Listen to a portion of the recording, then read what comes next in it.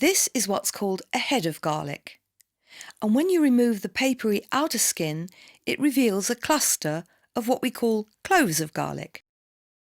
This is one clove of garlic, and the first thing we need to do is remove the outer papery skin. And it does cling quite tightly. Place it round side down on a flat surface, then press with your thumbs to split the skin, and that makes it easier to remove.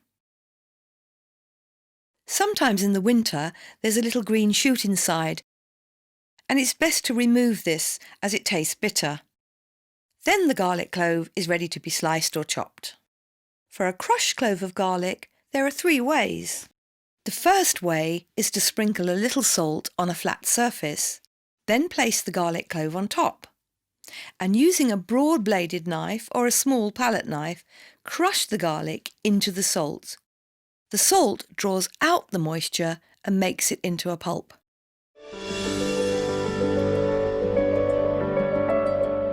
Another way to crush garlic is to use a garlic press. This is a particularly good one.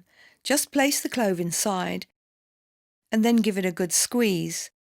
Out comes the garlic, which you can then scrape off with a knife. Then the little teeth at the back of the garlic press can be used to push the final bits through, like this. This is a pestle and mortar, which is incredibly useful in the kitchen. So you can also puree garlic for a recipe by placing a halved clove into the mortar, along with half a teaspoon of salt, and then bash it and crush it.